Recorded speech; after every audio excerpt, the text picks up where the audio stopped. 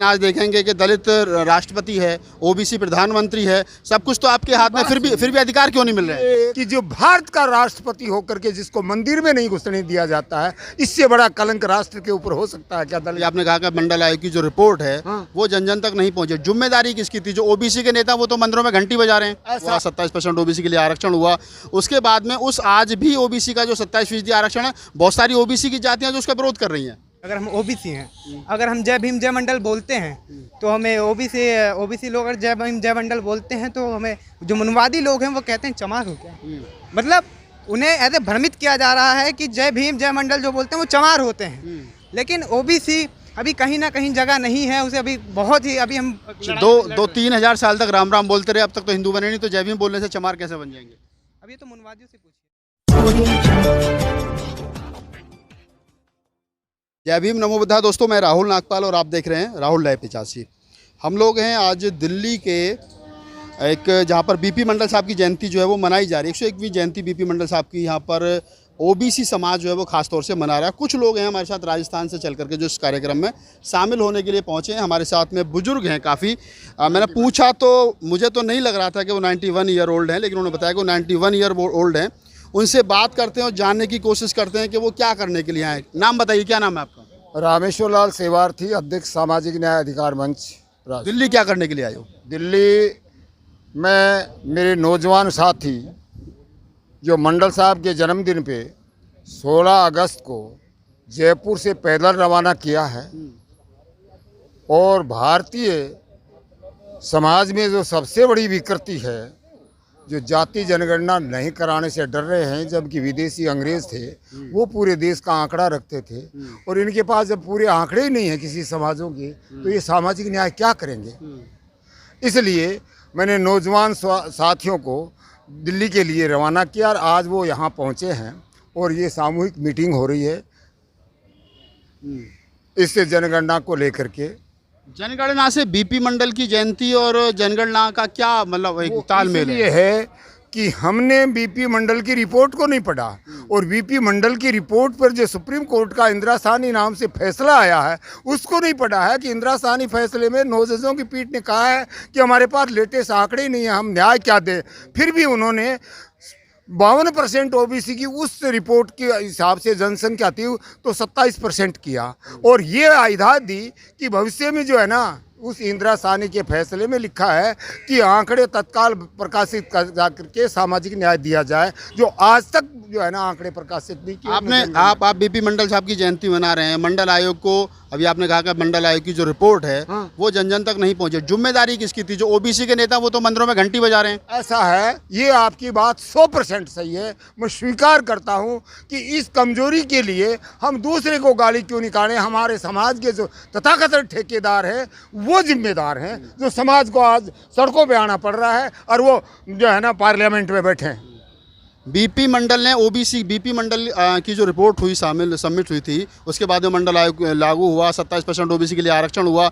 उसके बाद में उस आज भी ओबीसी का जो 27% आरक्षण है, बहुत सारी ओबीसी की जातियां जो उसका विरोध कर रही हैं।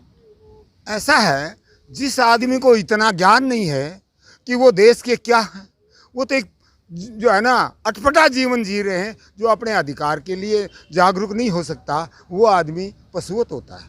ये आपने कहा पशुवत होता है, जो अपने अधिकार के लिए जागरूक नहीं होता, लेकिन आज देखेंगे कि दलित राष्ट्रपति है, ओबीसी प्रधानमंत्री है, सब कुछ तो आपके हाथ में, फिर भी अधिकार क्यों नहीं मिल रहे हैं? एक राष्ट्र के ऊपर कलंक नहीं है क्या कि जो भारत का राष्ट्रपति होकर के जिसको मंदिर में नहीं घुसने दिया जाता है, इससे बड़ा कलंक राष्ट्र के ऊपर हो सकता है क्या दलित के नाम से? तो मंदिरों में, जब देश का राष्ट्रपति दलित होने के बाद में मंदिरों में जा रहे हैं तो आम जनता तो जाएगी ना, क्यों रहे हो?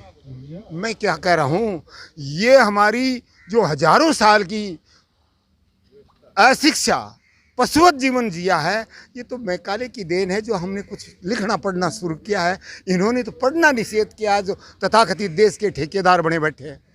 डॉक्टर अम्बेडकर ने कहा था कि सुबह को 2 घंटी बजती है, कि स्कूल की बजती है, एक मंदिर की बजती है। अगर स्कूल में जाओगे तो पढ़ लिख करके अफसर बनोगे, मंदिर में जाओगे तो ताउम्र भिखारी रहोगे। उसके बावजूद ये लोग मंदिर की लड़ाई लड़ रहे हैं, स्कूल की नहीं लड़ रहे हैं। यही हमारा दुर्भाग्य है। और जिस दिन मंदिर की टाली जो है ना फेंक देंगे और स्कूल की टाली सुन के ना विद्यालय में जाएंगे, उस दिन राज करेंगे। नहीं, आपने कहा राज करेंगे, राज होगा कैसे? अभी तो वोट ही भी सब लोग वोट का अधिकार जिस प्रकार से मिला, पता ही नहीं वोट देना किसको है। मैं क्या निवेदन कर रहा हूँ कि ये अगर समझ आ जाएगी, समझ आएगी कैसे? क्या मतलब क्या है? अब ये नौजवान पीढ़ी भटक रही है, सड़कों पे आ रही है, ये क्रांति लाएगी।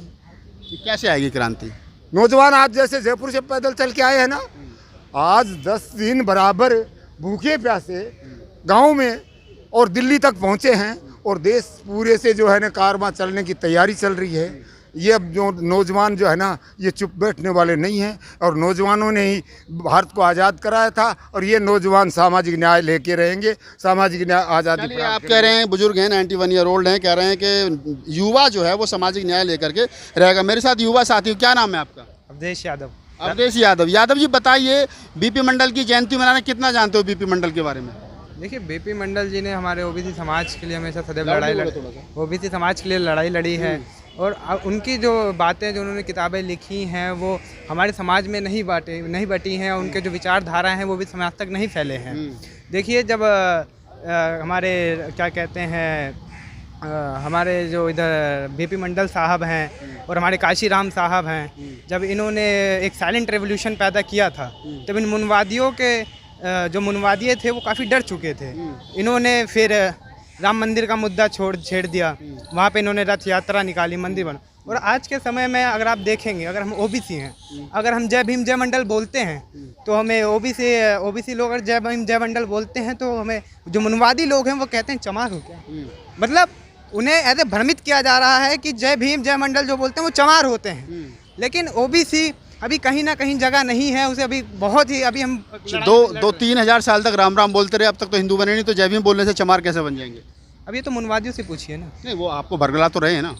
देखिए, ये हमारी युवा पीढ़ी है जो भ्रमित हो रही है, इसलिए हमें जगाने के लिए ही जयपुर से लेके यहाँ तक 250 किलोमीटर की 10 दिन की पैदल यात्रा ऐसे निकाल रहे हैं, लगातार संघर्ष कर रहे हैं और आगे भी करते रहेंगे जब तक हमें अपना अधिकार नहीं मिल जाएगा। कितने लोग थे आपके साथ पद यात्रा में?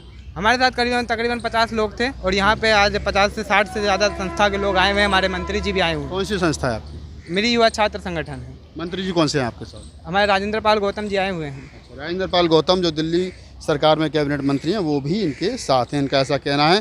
तो एक बात तो यहाँ स्पष्ट हो जाती है कि बीपी मंडल जो पिछले, अगर मैं कहूँ कि मंडल आयोग की रिपोर्ट के बाद में जो एक रेवोल्यूशन समाज के अंदर आया था, बहुत सारे जो पूर्वांचल के साथी थे, खासतौर से यादव थे, कुर्मी थे, पटेल थे, जो मोस्ट बैकवर्ड समाज जागरूक हुआ, लेकिन पश्चिम में उतनी क्रांति नहीं हुई जितनी होनी चाहिए थी। वो अभी भी मंदिर की लड़ाई जो है वो लड़ रहे हैं। अच्छी बात होगी, आज 101वीं जयंती है साथ बीपी मंडल साहब की, और तमाम लोगों को बीपी मंडल को पढ़ना चाहिए। काशीराम, बुद्ध, नानक, रैदास, फूले, जो 2500 साल की विचारधारा है, अगर इस विचारधारा को इस देश का 85% बहुजन समाज समझेगा तो वो दिन दूर नहीं, 85-90% जो बहुजन समाज है वो समझेगा। जब समझेगा तो मैं कह सकता हूँ कि क्रांति होगी। मैं राहुल नागपाल, कैमरामैन CL बोध के साथ में।